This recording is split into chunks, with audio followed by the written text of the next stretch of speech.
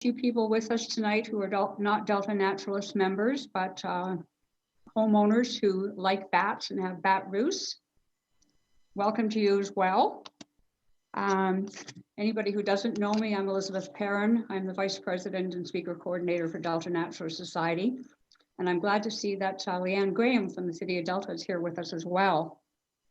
If any of you are wondering why we're doing this presentation kind of out of sync with our regular meeting schedule, when Danielle approached us about doing a presentation on bats in our community and how we could help them, the timing was really good, in part because of the cold weather, in part because Delta was just in the process of becoming certified as a bat-friendly community, which actually did happen 2 days ago.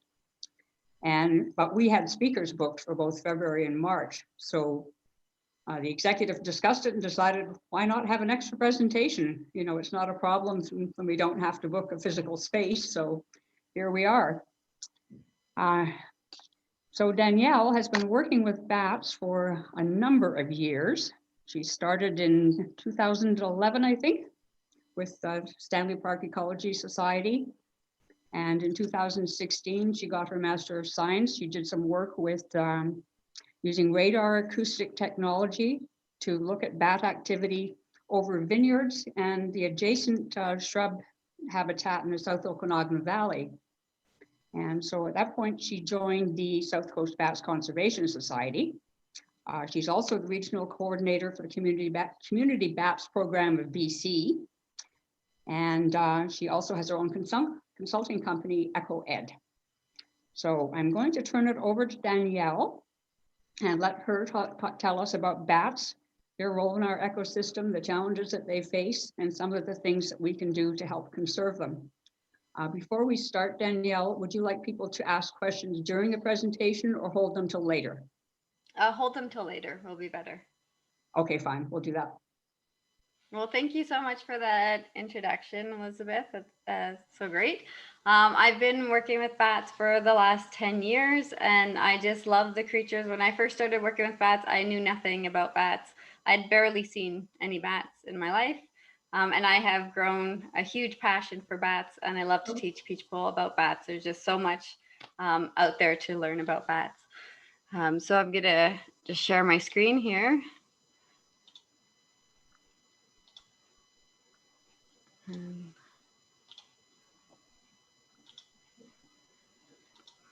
There we go. Okay, so quickly before I get started with the presentation, there's a lot of talk about bat boxes and people wanting to help bats by putting up bat boxes. So I just want to give you a little quiz. So all you guys have to do is either grab a small piece of scrap paper and write down a number, or just remember the number in your head, and we'll come back to it in one of the slides in the presentation. So with me here, I've got 4 bat boxes. So I'm going to show them to you. This one here is number 1.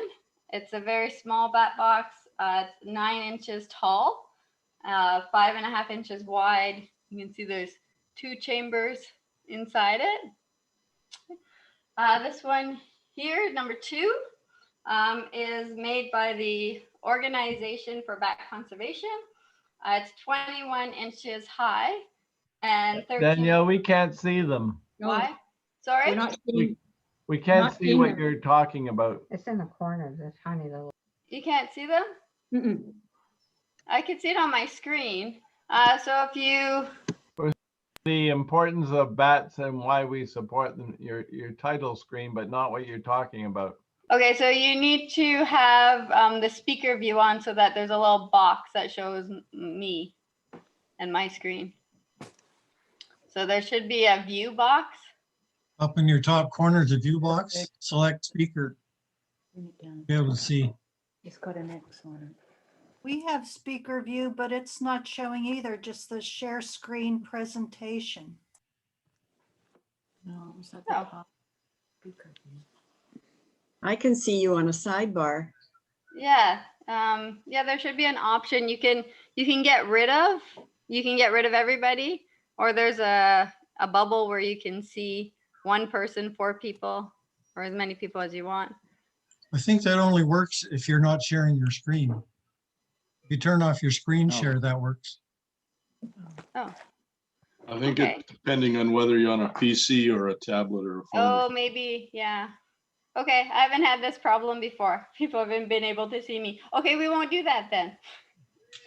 I'll just talk about bat boxes through the presentation. Sorry about that. Yeah, I think if you're on a computer, then you But should be what- able what to you- see me in the corner. What I'm There's saying is that you a can, little you bubble can so do it that you can again see if me. you restart your presentation with just this thing and not show all of them. I mean, the problem is that if you have the whole PowerPoint or whatever you're using up, it's hard to do a share screen with and move through them. You have to start with the first one as the only thing up.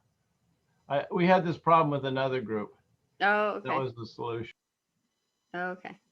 Okay. Sorry, we'll skip that then. Okay, I'll just get into the presentation. Okay, so around the world, there are 1,400 species of bats worldwide. They are quite diverse. Lots of different sizes and shapes. I was going to show you sizes, but I guess you can't see me at all. So the smallest bat is 17 centimeters. So you can picture about half of a school ruler. The largest bat in the world, the wingspan is 6 feet tall. So if you were to stand up and spread at your arms, it'd probably be a little bit longer than how long your arms are. So there are 1,400 species worldwide. They're the second largest group of mammals in the world. Yet lots of people don't know much about bats. And there's a lot of fear surrounding bats. And a lot of this comes from vampire bats. They've been portrayed throughout history, and they send the wrong message about bats. When I ask people to think of something when I say the word bats, often they think about vampire bats. And we do have vampire bats, but there's only 3 species. So of those 1,400 species worldwide, only 3 of them actually suck blood, and they feed on livestock. They're found in South America. Another misconception that we have about bats is people fear that they're going to run into them or get caught in their hair. The people think that bats are blind and they can't fly very well. They're great flyers, and they actually have really good eyesight. So when they're flying really close to your head, they're not trying to go for your beautiful locks. They're helping you out by feeding on the insects that are around you. So as you stand there and you're breathing out that carbon dioxide, insects are being attracted to your head, and they're buzzing around you, and the bats are coming and they're flying and they're helping you out by eating those insects that are flying around you.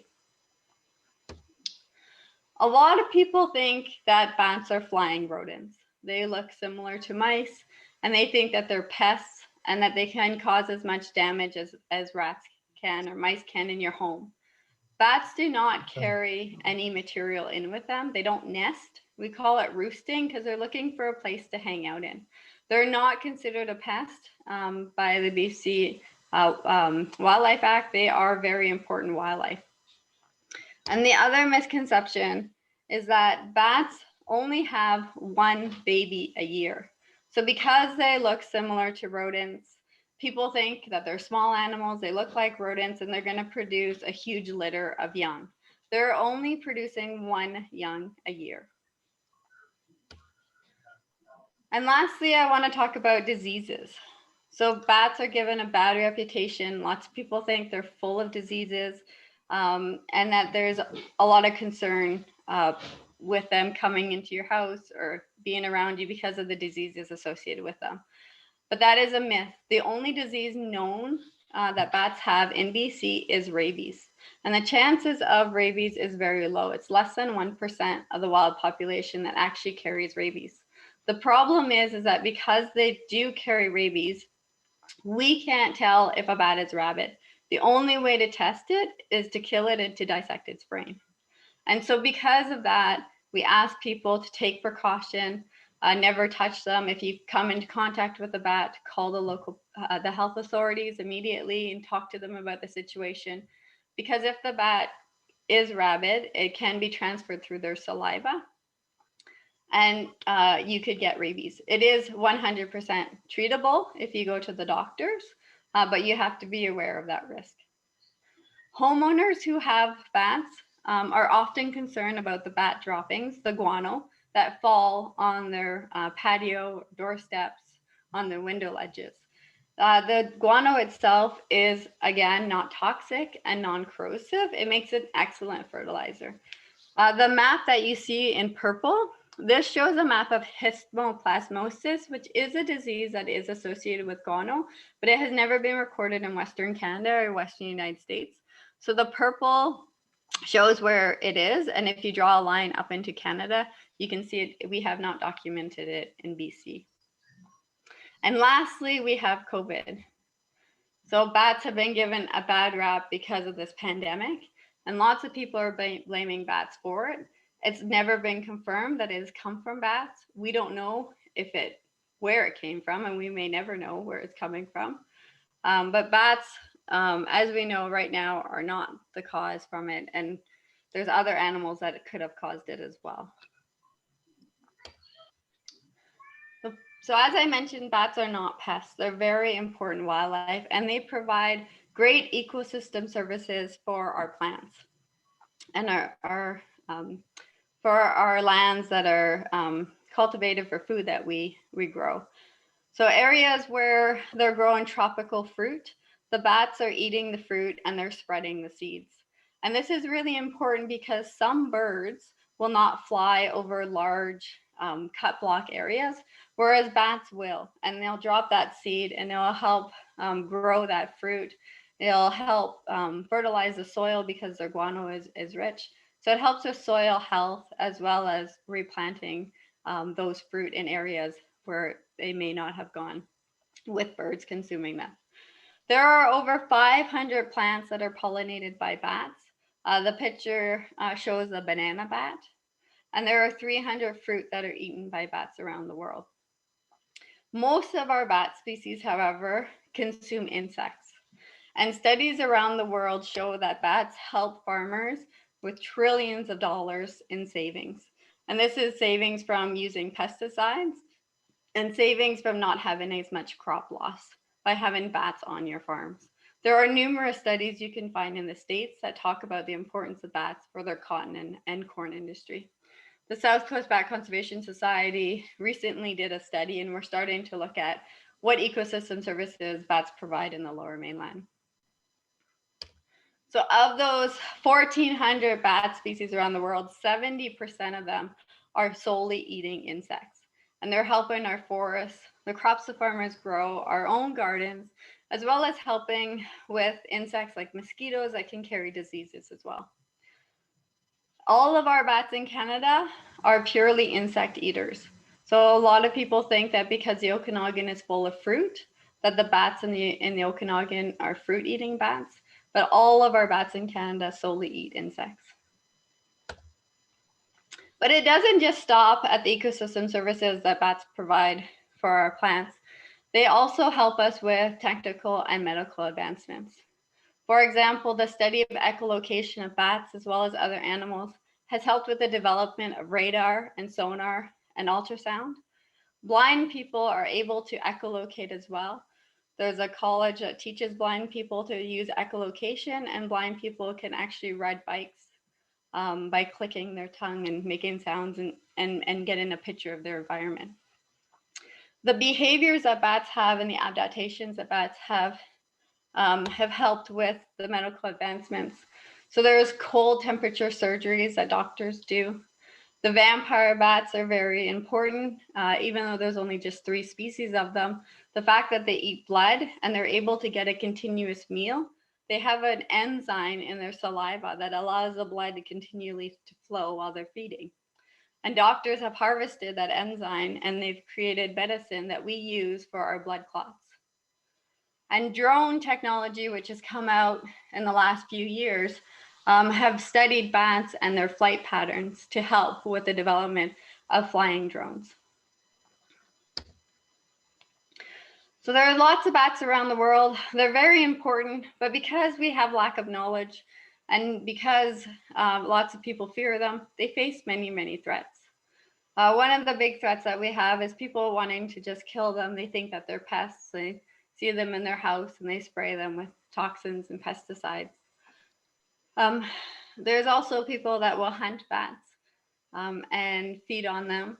So there are communities that feed on bats because they need the substance, because there are poor communities, but bats are also sought after as a luxury as well. Lots of disturbances happen with habitat. So the ones in red that you see on the screen are habitat loss, destruction, and disturbances. And that's the biggest threat that bats face around the world. And that causes a lot of the population declines that we're seeing. Pesticides are really bad for bats because it goes straight to the milk. And so the female that's feeding that pup the milk in the early stages, if she's feeding on insects that have been sprayed with pesticides, that goes straight to the milk and goes straight to the young. And there's been studies that I've read that shows a large number of pups in a colony will die because of pesticide poisoning. Of course, you have the natural threats as well with predators. Cats are the main predator in urban areas. They can hear the echolocation calls of bats, and because bats like to go to the same place to feed and to drink, cats will pick up on that and they'll sit there and wait on them, and they're really good at catching bats. So we ask if you have any cats, one thing that you can help with that threat is to keep your cat indoors from sunset to sunrise, and that can decrease the number of bats that are dead in urban areas. Wind turbines are really bad on migratory species, especially our hoary bat that we have in BC. Over 400,000 bats die a year from wind turbines. And it's not just falling and hitting into the wind turbine posts, but it's also because they're mammals, their lungs are just like our lungs, and that low pressure system that you get behind the blade that's spinning causes their lungs to collapse while they're flying, and they drop from midair onto the ground. So looking at our bats that we have in British Columbia, we potentially have 17 species. So depending on who you talk to, we have 15 to 17 species of bats in BC. The species that are highlighted with white squares, those ones we've only detected acoustically, which means that we've captured them on bat detectors and recorded their calls, but no one has actually captured one. So we count them as potential species. So we have caught quite a few acoustic calls in the last couple of years of the Brazilian free-tailed bats on the coast. It was first discovered about 3 or 4 years ago, and over the years we keep getting more and more calls. So we're pretty sure they're here, we just haven't caught it yet. The other colorful squares that you see are all of our species that are listed. So these are all bats that their populations are threatened. So we have our blue listed species where we're concerned about. Our red are threatened, so we're more concerned about them. And then the yellow squares are our endangered bats. So we have 2 endangered species in British Columbia. These are the species of bats that we have on the south coast. There's 10 species if you count the Brazilian free-tailed bat. 2 of them are listed, our endangered bat and our Townsend's, which is blue listed. The 2 on the side, the hoary bat and the silver-haired bat, are our migratory species. The Brazilian free-tailed bat and the hoary bat are our migratory species. And the silver-haired bat is a migratory species, but it's also a hibernator. So it will migrate to the States or to Mexico. It will migrate from up north into Vancouver, and we often find it along our coast hibernating in the wintertime. So because the coasts have milder winters, they tend to stick around than in other places in Canada. So let's look at what our bats are doing in British Columbia. What are their seasons? Where are they? And what threats do they face? And how can you help them? So in the summertime, which is April to September for bats, that's when females are actively feeding, and they're out there every night trying to get as much food as they can so that they can get ready for their winter sleep, as well as produce enough milk to grow that pup to independence. So once that pup becomes independent, that female and the pup then leaves their summer location. They migrate to a swarming site. The swarming site is where the males and females will get together and exchange sperms. And then they hibernate for about 5 to 6 months of the year. In BC, they're hibernating in rock crevices and in trees mostly. We don't know of many caves in British Columbia. It's hard for us to find hibernaculums because they seem to hibernate in very small numbers, as opposed to out east where you can find thousands of bats in the same location. And then once they wake from hibernation in March, they're going to migrate back into their summer area. And in March and April, when they wake up, the females assess the climate and check to see how much insects are out. And if there's enough food and water for them to start producing a young, they're going to impregnate themselves. And the young are usually born by June. And during this time, you can find bats hanging out on your property. So often during migration, you'll get bats that are hanging above your doorway or in your patio umbrella. Usually we have single bats during this time that homeowners will report. You can also find these bats, usually males, in the summertime that are just singular hanging out above your doorway. And when people come across bats above their doorway, they often want to shoo them away. And we ask people to just let them be and please not to disturb them. They're just going to keep to themselves. They love doorways because people are coming in and out of them, so they feel protected. It kind of scares their predators away. And they're just going to sleep there all day, and then at night they're going to feed. And they usually are only above doorways for 1 to 7 days, depending on how much food you have in your yard. So they will move on their own. So they don't stay very long. However, if you have a bat colony in your home, you may find guano along your patio here. And when people find guano on their patio, they often want the bats to leave their home. And every year we have people who evict bats. And so they're always looking for new habitat. In the wintertime, the silver-haired bats, in the last 3 years, we've been getting lots of reports of them roosting and hibernating in people's wood piles. So you can find them there in the summertime as well as in the wintertime as well. So if you find any silver-haired bats in your wood pile, we ask if you can leave them, let them sleep and use wood from another location. If you can't, then just please move them to a nearby tree. So the biggest thing you can do is just let bats stay so that you can help them build up that bat reserve for that winter for them, so they can survive it. So now we're going to just focus on summer. And in the next slide, I'm going to show you a video that shows a bat feeding on an insect.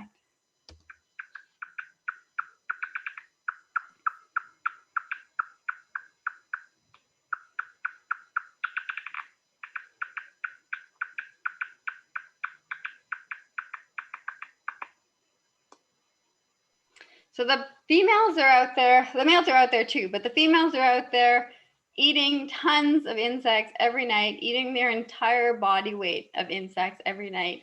They can eat over 1,000 insects a night. One individual bat can eat over 1,000 insects a night.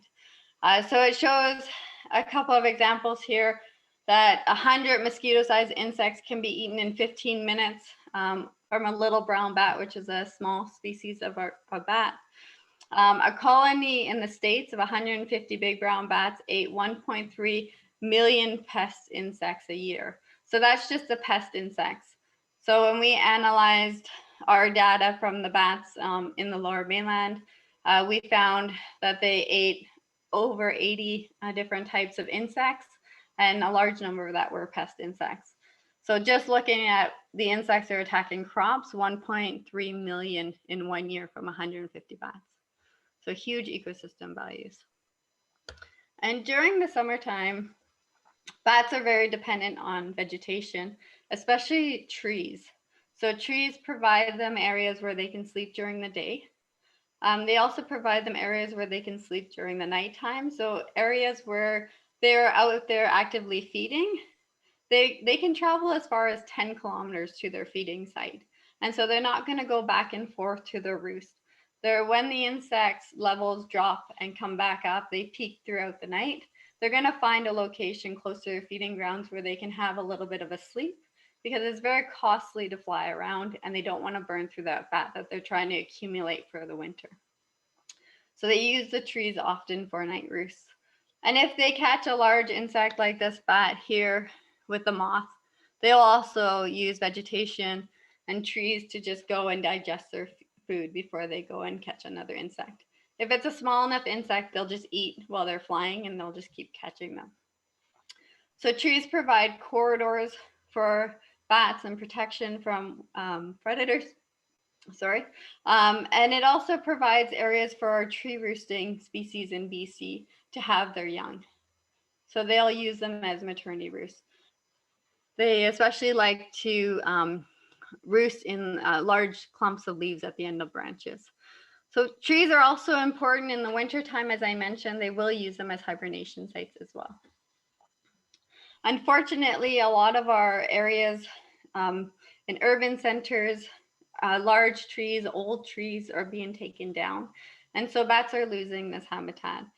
And so one thing that you can do is if you have a house and you have some large trees, to please allow them to keep the trees there as long as you can. If you do have to cut the tree down, then consider cutting it down and stumping it fairly high so that you can allow for some loose bark or some cracks where bats can use that habitat still. One thing you can do is garden for bats. So because we have a lot of areas where there are no vegetation in cities, gardening for bats is great. You can provide all three components that bats need to survive, that all animals need to survive: the water, the shelter, and the food, with a garden that has a water feature. So this is a local garden in Delta. Leanne might recognize it. We went to the site together. Where we put up some bat boxes. So this is a great garden site. It has a large water feature that has some openings where the bats can fly in and out easily. So if you have vegetation all around the water, the bats are going to have trouble accessing it. They tend to drink as they're flying, so they need to be able to get in and get out of the location. This garden has large trees over in the corner here. You can kind of see them.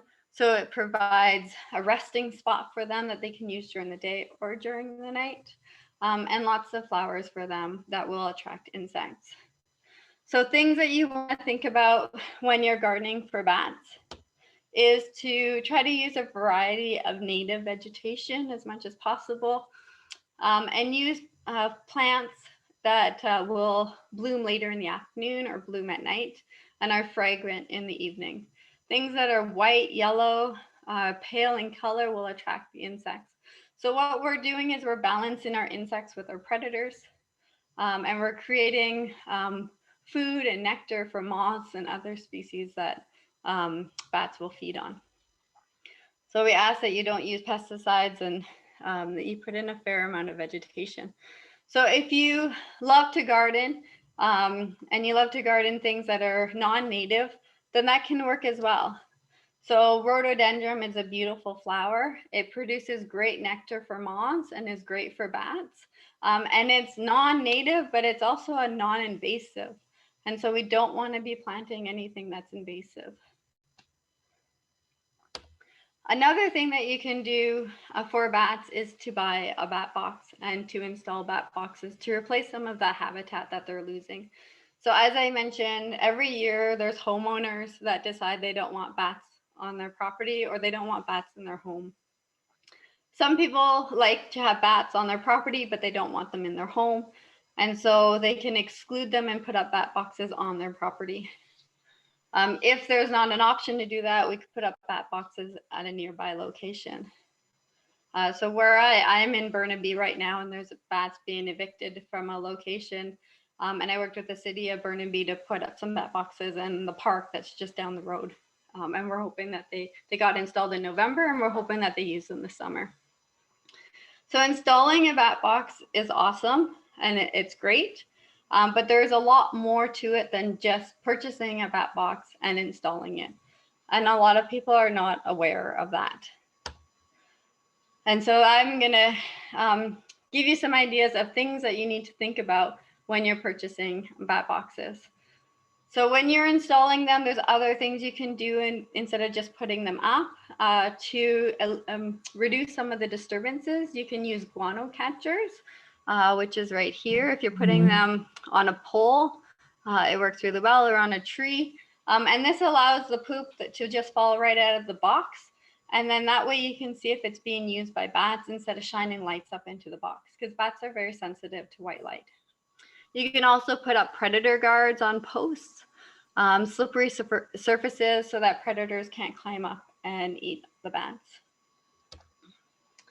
But beyond the installation, we ask people that are putting up bat box to do maintenance and monitoring. It's really important that you go out there every single year and look at your bat box and make sure that the quality is still there and that there's nothing that's going to deter the bats from not using it. So this is a wasp nest that's grown on the bat. It was put up and then this would appear the next year. So if you go out there every April and check for wasp nests like that, you can just easily knock it out. These are bat boxes here that were put up many years ago and people never checked on them. And this one is just full of mud wasp nests, and this one's full of cobwebs and leaves. And so when the condition of the bat box inside is no good, the bats aren't going to use it. So if you keep up every year, if you go out there, knock out those wasp nests, bats are going to use that bat box if they require that habitat. And it'll be a lot easier to clean them out every year. Just knock them out. You also want to look for woodpecker holes or any cracks in the box, because it needs to be dark and there needs to be no drafts in the box. So anything that could cause the bats not to use it, you just want to try to fix that before they arrive back in April. And then monitoring is super easy. You just stand outside the bat box and you count the bats coming out of the bat box for about an hour after sunset. And there's a annual bat count program that we have. It runs from June 1st to June 21st. And then it goes again in July till the beginning of August. And what we're doing is we're counting how many female bats are in the box and then how many pups were born with the second count. So these bat boxes are designed just for the female bats, for a place for them to have that pup. If you don't want to join the monitoring program, then we ask that you consider allowing a volunteer to come onto your property and count the bats for you. We have a lot of eager volunteers that love to watch our bats. So the bat box design is very, very crucial. So a lot of people don't know what a good bat box is. And I'll try after the presentation to show you the bat boxes that I brought with me and see if that works with the camera view. People go to the stores and they see a bat box and they usually pick it based on the size. So a lot of people like small bat boxes because they're very easy to hang, like birdhouses. Or people go for things that have brochures or stamps that say Organization for Bat Conservation. But unfortunately, the bat box that I have here that's Organization for Bat Conservation, it's from the United States. And that bat box is not good for BC bats. It may work in the States, but it's too big for the bats that we have in British Columbia. So you need to consider access. So this here is the inside of a bat box. It's called a baffle, and it's a smooth surface, and bats will not be allowed to, they wouldn't be able to climb up that. It's too slippery for them, so they have no access into this bat box. This one here has no landing pad. There's no area at the bottom of the box for the bats to land on to climb up inside. This box here has mesh in it, which we ask people not to use mesh. So about 3 or 4 years ago, there's been lots of studies that are showing that bats are getting caught in the mesh. Mesh is often not installed properly and the staples pull out very easily, which injures our bats as well. This one also has, these are the baffles here. They're also really, really short in this box. And so that doesn't provide a lot of roosting habitat inside this box for the bats. So what we're looking for in a bat box is a very large bat box. The size of the bat box helps regulate the temperature inside the box, but it also allows the bats to take advantage of the different temperature regimes found in the box. So from morning until night, the temperature is going to vary in the box from the top to the bottom. as well as from the back to the front of the box. And so by allowing the bats to move and have more room, they can find that ideal temperature for their young.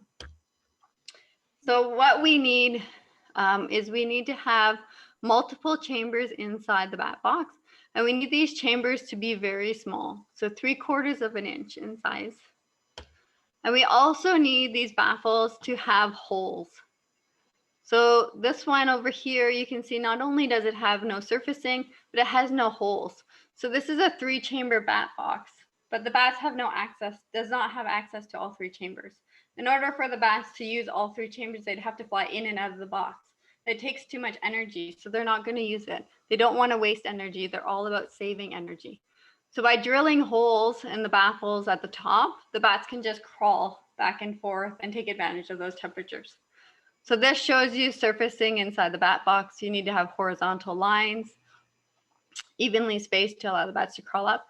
And then this shows a landing pad at the bottom of the box, which this one was lacking. So the BC Community Bat Program is there to provide you with advice and guidance. So if you want to buy a bat box, then you just contact us. We can do an assessment with some photos to let you know. We also have a list of some of the suppliers in the Lower Mainland of whether they have a good bat box or a bad bat box.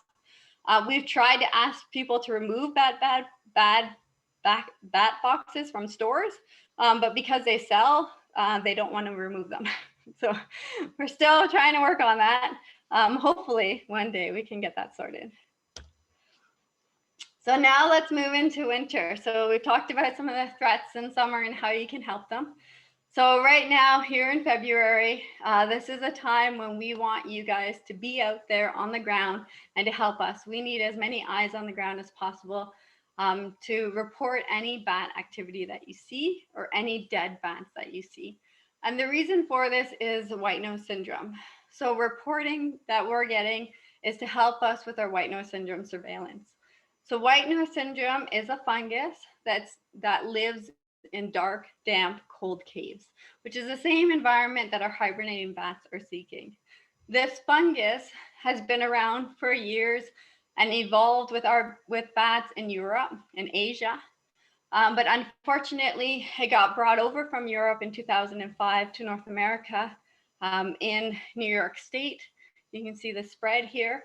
Our bats did not evolve with this fungus, and so it's affecting our bats quite severely.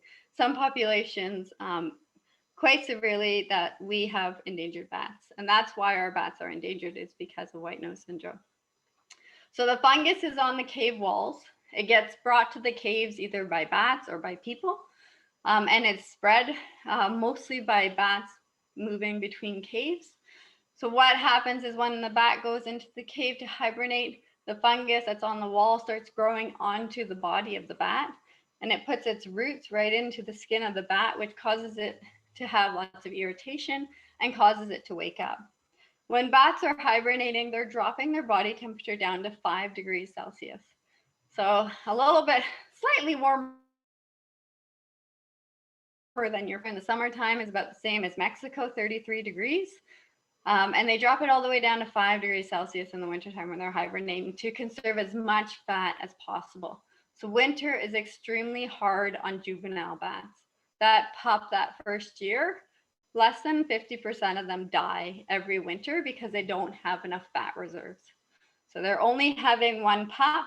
Half of them are dying because they don't have enough fat reserves. And now we've got white nose syndrome in here, which is affecting all bats, adults and juveniles.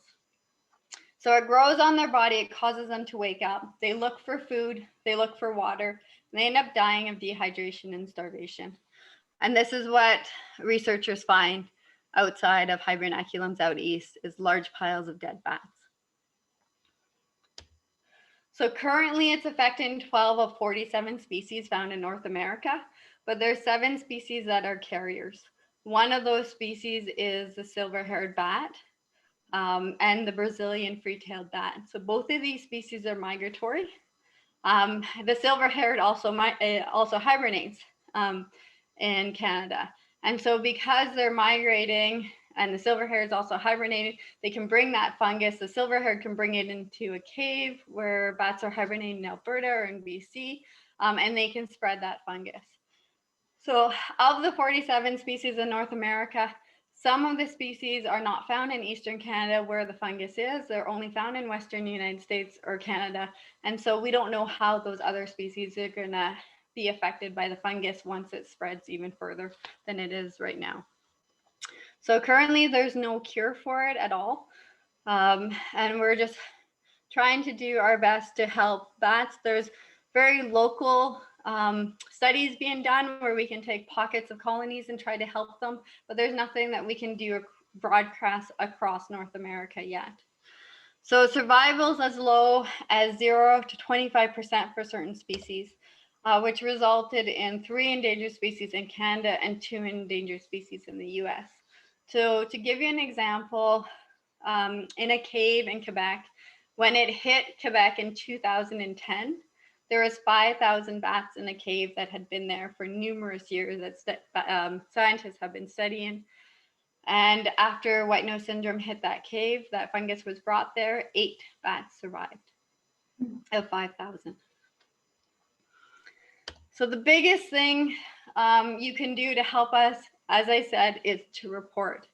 So reporting activity, especially this time of year, it lets us know if bats are waking up and possibly responding to white nose syndrome. So they could be waking up from other disturbances as well because they hibernate in trees, and there's a lot of construction going on in the wintertime that, you know, a hibernating bat could be disturbed from that. But any reports, we try to check it out, and we keep track of where people are seeing bats. As many dead bats as we can collect is what we want. So all dead bats are brought into the lab in Abbotsford and they're tested for white nose syndrome. So by spreading the word and letting people know that from November 1st until May 31st, we're looking for dead bats. A lot of people just disregard them. The more we can collect, the more we can sample, the sooner we'll know if white nose syndrome is here. So because of it being in Washington state, we suspect that it could be in British Columbia because the county where it is in Washington is not that far from our Delta roosts. So we are doing surveillance at some of our Delta roosts as well. And we can do guano analysis, for example, at the Brevilla roost. So we're trying to do other things as well to detect white nose syndrome. But having people report activity in dead bats is a major part of our surveillance. So just last thing I wanted to leave you with is other things to think about for helping bats in your neighborhood. I've already mentioned gardening and cats and wood piles, but you can also think about hazards on your property. So this is a bat that was caught in an attic where they had a bunch of sticky tape up for insects. Empty buckets. So if you do have bats on your property and they're on the outside of your home, if you have any empty buckets below where they're roosting, the bats can fall into the buckets and they can't climb up. They need to have grip. They can't climb anything that's slippery. And so they'll just die in the bucket. So we ask you not to put empty buckets, or if you put something, put a planted pot or something for them to fall in. The biggest thing though is to really advocate for bats and to inform other people about what you've learned here in this presentation. So there's so many misconceptions, so many fears out there that it's really good to let people know about bats, especially that they're in need of habitat and that they only have that one young a year. So their populations are really hard to sustain if they just keep dropping. I put the number up here for Fraser Health Authority should you have a bat encounter. That's the number that you want to call to talk about it. So I will send out handouts about bat encounters and bat boxes and gardening to the group so that you guys have that information.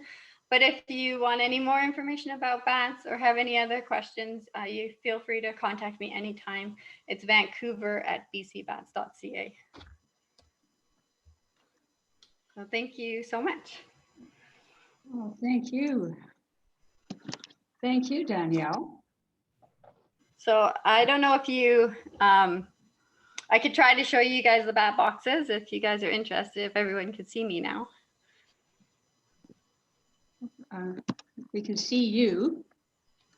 So you want to try and show us those boxes? Yeah, so there is a view button in the top right corner. And if people put it on the speaker view, they'll have a bigger screen of me. It'd be easier to see the bat boxes, but you can always keep it in the gallery view as well.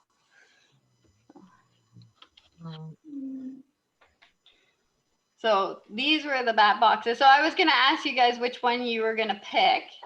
And then I was going to see if your choice was correct. So a lot of people pick number 1, and a lot of people pick number 2. And it's basically because of the size and because this one says Organization for Bat Conservation. And people think that it's great, but it's made in the States. And unfortunately, when you look inside, it's hard to tell. I'm trying to see my camera, there we go. But it's actually too big for our bats. So that's over an inch difference. So here we go, this one. This is number 3. This one here is made by a local person in Burnaby that I've worked with for the last 2 years to design proper bat boxes for Burnaby bats and anybody else who wants it. And then this one here, number 4, which I wouldn't have told you, is actually the box made by the South Coast Bat Conservation Society. Made by what? So that's how big it is. So it's 30 inches tall.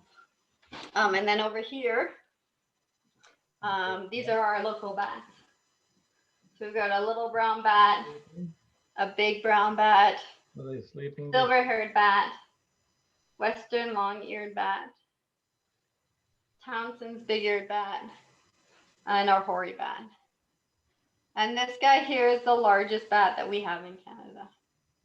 So its wingspan can extend about 40 centimeters. Pretty good, half a meter for that big.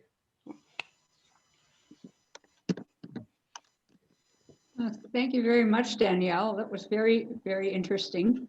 Right. I had some of the misconceptions about bats, including the fact that I thought that rabies was a much more common thing. I had no idea that such a small percentage of bats actually carried rabies. So that was good to know. Yeah.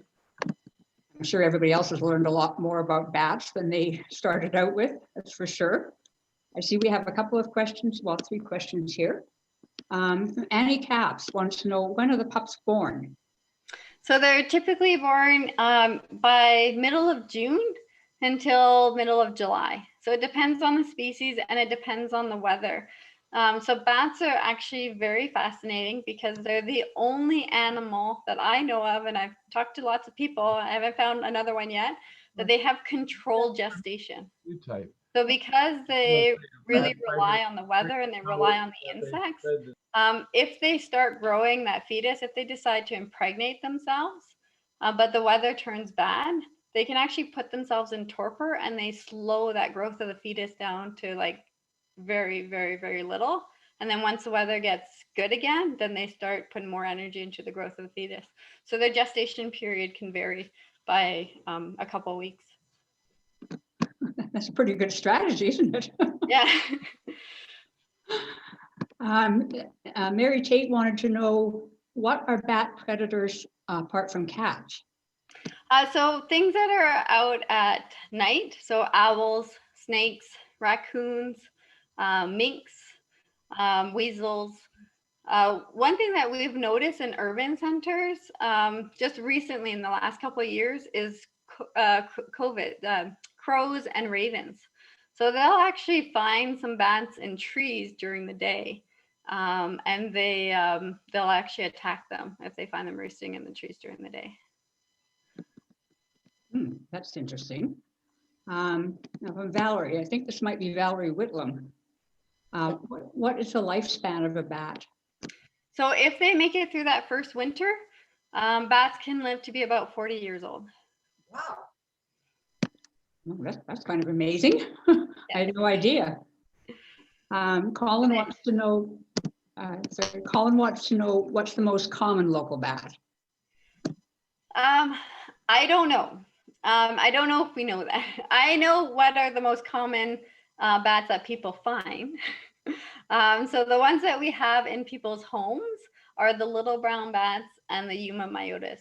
Those are the most common ones that we have in the Delta area and most of Greater Vancouver as well. They like to roost in really large colonies. So the ones that we have 3 large colonies in Delta that we monitor. One of the largest building roosts in BC has over 3,000 bats on Dees Island, and that's little brown bats and Yumas. And so because they form these huge colonies, we find their roosts and we get to see them more often. But whether they're more common, we don't know, because our bats are kind of spread everywhere. But in buildings, it's going to be little brown bats and Yuma myotis. Okay, thanks. Jim wants to know how you know if you have bats in your area. Biggest thing you do is do some recon work. So go out at sunset, starting in April until September, and the first half an hour after sunset, if you just Google what sunset time is, if you plan to just take a stroll at that time and just look up, you'll see if you have bats or not. And that's what we tell people. If people want to put up a bat box, that's the first thing I ask them is, have you ever seen bats in your area? Because if you haven't seen bats in your area, then they're probably not going to use a bat box, because you can't attract them to a bat box. They have to be in the area and they have to be in need of habitat. So, but that's how the largest roost that we have in New Westminster was found by a resident who went for a walk and found some bats. And then she tracked the bats for a week and found where they were hanging out. And there's over 700 bats in this building. Wow, that's quite something. Okay, Jack McDonald wants to know if they compete with swallows for food supply, or does the day and night keep them apart? The day and night keeps them apart, and it's actually quite amazing to watch. I went trapping at a farm where they have swallows nesting in their barns, and they have bats roosting in their barns. And they occupy different areas of the barn. And so the swallows are out there flying with the dragonflies, and it's pretty amazing to watch. And there's about a 5 to 10 minute window where the swallows leave and the bats come. You know, and if your head is down and you're busy doing stuff, you totally miss it. And a lot of people who are watching martins and swallows flying and feeding over ponds and lakes, you know, the same thing, they'll leave and the bats come out, and they often mistaken the bats at first for the swallows or the martins because of the way that they're flying. Okay, thanks. Okay, Paul and Carol Rennie want to know how the white-nosed fungus is passed if the bats spend their hibernation in trees. Sorry, say that again. They want to know how the white-nosed fungus is passed if the bats spend their hibernation in trees. So the bats in BC, they hibernate in trees as well as rock crevices. So if they're using the rock crevices where the fungus is, that's where they're going to get it from. The problem is that we don't know if it's in British Columbia yet. We haven't detected it yet, but we haven't really found any big caves or hibernaculums. So there is a chance that our bats are using caves and abandoned mines, but we just haven't located them yet. Okay, thanks. Annie Capps wants to know if Burr House will have video cameras as they do in Summerland. The Burr House does have video cameras, but they don't work. They were put up there a while ago with the Parks Board in hopes to show some footage, and there was complications with them. There is talk about getting more cameras, but I'm not sure how far that's going. We're doing a lot of research out of the Burr House. It's a great location because it's such a large colony. And we're trying to refine our research and get all that stuff sorted, I think, before anybody looks at cameras. Okay, thanks. Jim says that they used to have bats flying in their yard, but haven't seen them for a year or so. Any explanation? I've had that a lot. So the last 2 years, especially, lots of people have been reporting that they don't see the bats anymore. And so we don't know what that is. It could be a development that's nearby.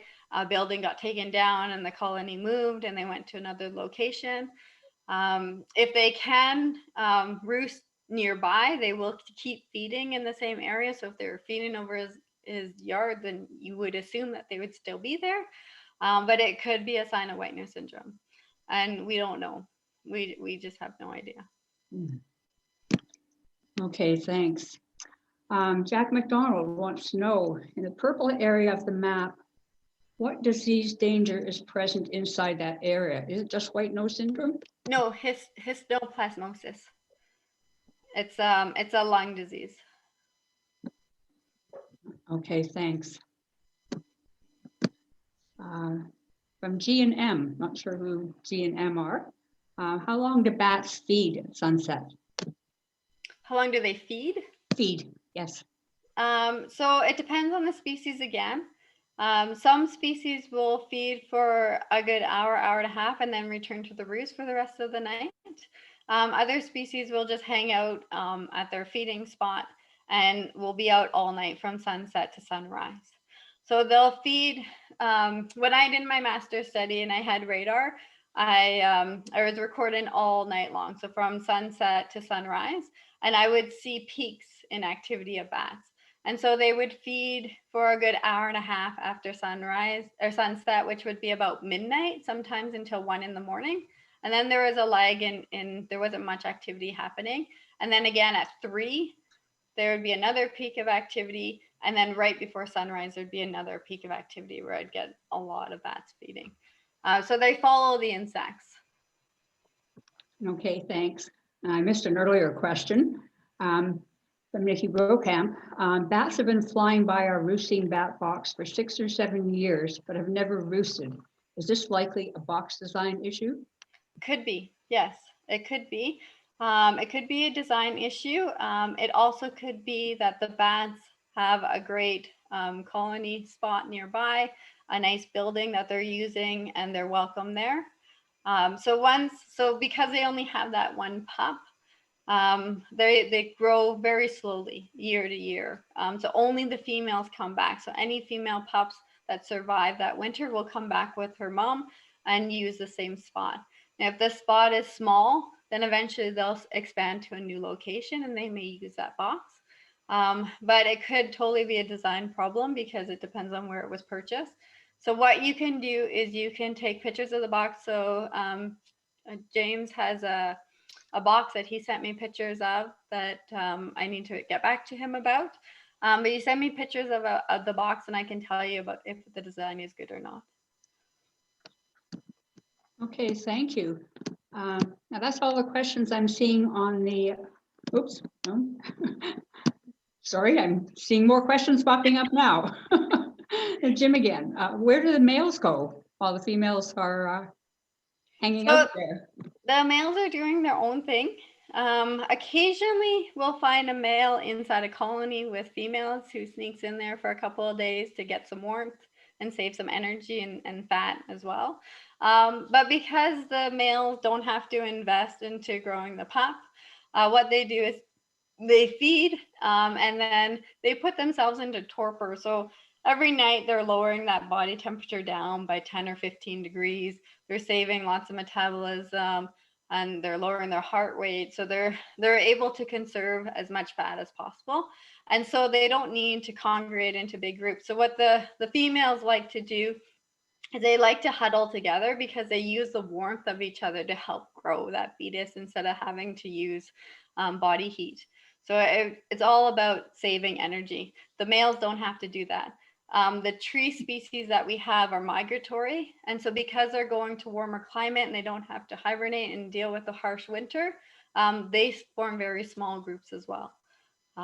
Sometimes they're only one bat. So the males are just kind of all over the place. They're the ones that you'll find roosting that are more in obvious spots like above a doorway or on the side of your home or in a carport instead of being protected underneath your siding. Now, having said that, I do have a roost in North Vancouver where a guy has one bat that's been there for 3 years, and he comes every year and he stays all summer. And it's a male big brown bat that's hanging out behind his shutter. And he just has great feeding area right off his yard that this male hangs out there all year round. Okay, that's interesting. Annie Taps is wanting to know which direction the box must face. So we ask people when you have a bat box to consider putting up more than one. If you put up one, then face it south or east, somewhere that gets the most sun exposure. So heat is really important for bats, especially as they're coming out of hibernation, especially with white nose syndrome. If it gets into BC, the heat helps shed the fungus off the bat quicker. And it also helps them to start kicking in that reproduction. So if they can have their baby earlier than later, the baby has a better chance of survival in the winter because it has more time to grow that fat. So as much sun exposure as you can, which is usually south and east facing. But if you put 2 bat boxes, because bat boxes are fairly small and the temperature can change inside them. So even our large SC bat box, which if I hold it up, you can see the size. So this is the size of a bat box that we recommend. It still is fairly small for a spot for a female to spend her whole summer because the temperature changes so much that we ask that you put up at least 2 and put them in different directions, next to each other or back to back, and connect them so that they can use the bat box as much as possible, use all those temperature regimes. Okay, thanks. Now Colin wants to know if mosquito spraying in parks is still going on and how it affects the insect population. I cannot answer that question. I'm sorry. I have no idea if it's going on. Maybe Leanne knows if there's mosquito spraying in Delta parks. I have no idea. But I know pesticides affect insect populations and pesticides affect bats, especially the pups.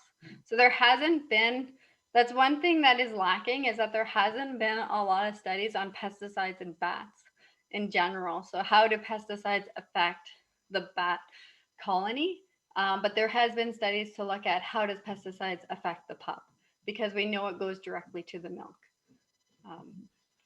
And that is one thing that some of my colleagues are trying to pursue in the next couple of years.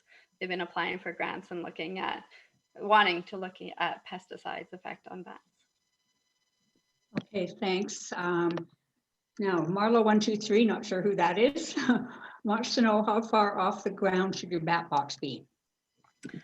So the bat box, we recommend that it's about 15 feet off the ground. So bats have to be able to drop in order to fly. And so because their feet are stuck to their tail, so if I show you the hoary bat here again, you can see that the little tiny feet hanging off here, they don't really have any legs. And because they don't have any legs, they're absolutely useless on the ground. So if you find a bat on the ground, it can't really move unless it can grip onto something with its little thumbnails and try to crawl. It's pretty much useless.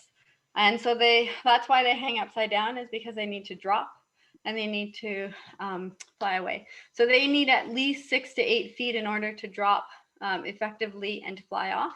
And so we ask people to put their bat boxes up 15 feet away from any poles, fences, wires, anything that can be an obstruction for them, because especially the juveniles, when they're coming out of that box for the first time and learning to fly. Okay, thanks. Couple more questions from Paul and Carol Rennie again. Are bats more concentrated in urban or rural areas? That's a good question. I have no idea. I'm sorry.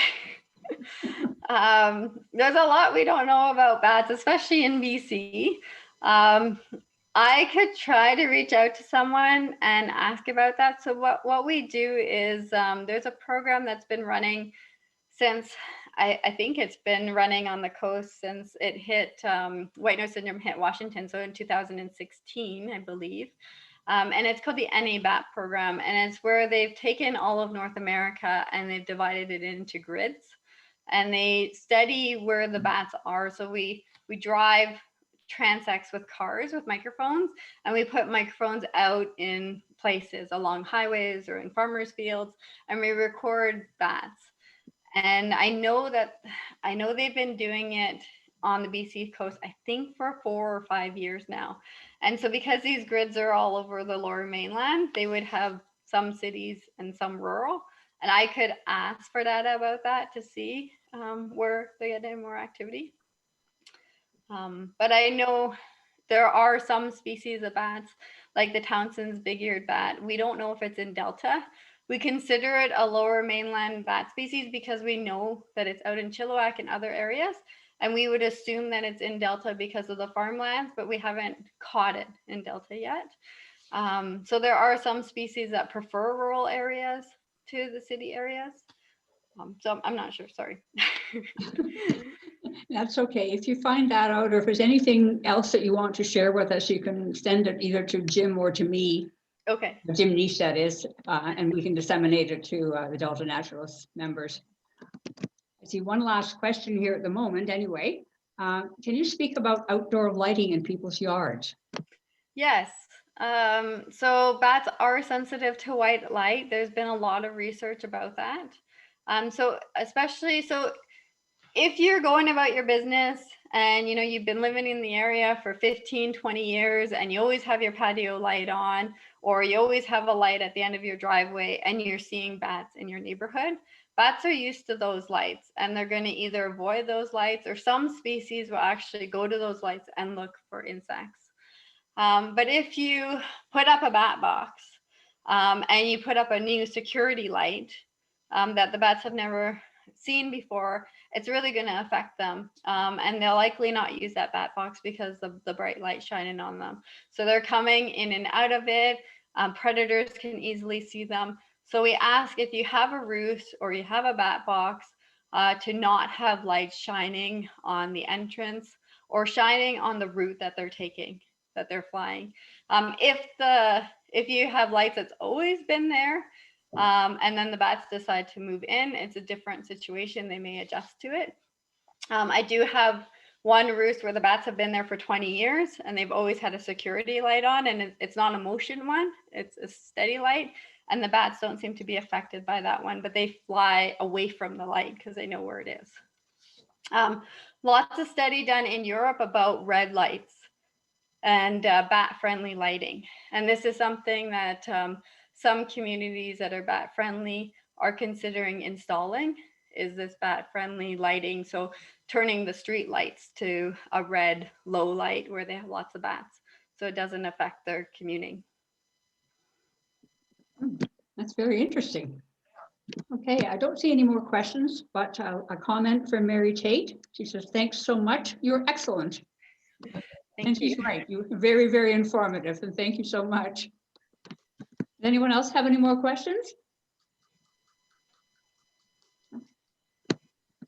Okay, thank you very much, Danielle. It's certainly worth our while to listen to you.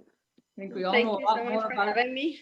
Thank you so much for squeezing me in. Outreach is so important for our program, and it's so great that I was able to get out to your group, yeah, especially after Delta just became bat friendly, which we're very excited about.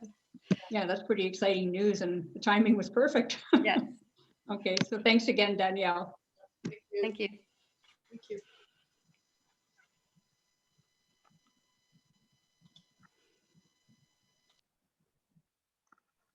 That was excellent. I'm really glad you arranged that, Elizabeth. Yeah, me too. Terrific. Very interesting. That was very interesting. And everyone. Excellent choice for a speaker. Good. I'm glad you enjoyed it. So Jim, I guess you got to get that ladder out and clean the back box out on Kings Link.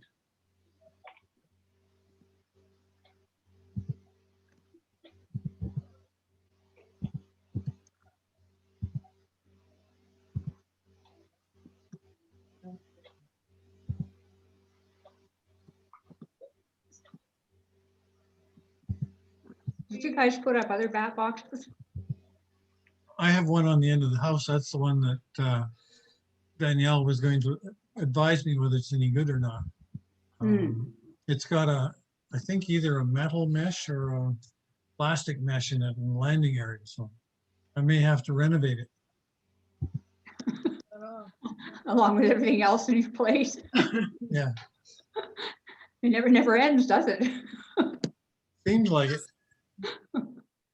Does the Delta Nats display still have the little brown bat that happened to fly down a chimney and we found it in our stove up in Tulameen?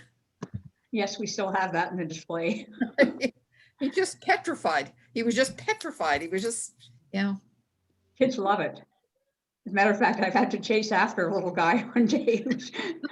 I don't think he would actually have taken it very far, but he had to run and show it to his parents, and I'm running after him to The make big sure he thing was didn't we didn't interfere know with it. how to keep it, so, or how to bring it down. So my husband's, but in a, put some cotton batten or something there that'll hold it solid and put it in a jar. And it, yeah. And I can remember its little paws were just absolutely splayed out. You could see his feet. Yeah. Too bad. It was sad to find it, but at least it went to a good cause. Yes, absolutely. As I say, really popular. All right, good night, everyone. We'll see you Good night, again. everyone. Good night, everyone. Good night. Yeah, good night, all. Good night. all. Thanks, Elizabeth. Welcome. There you are all by yourself.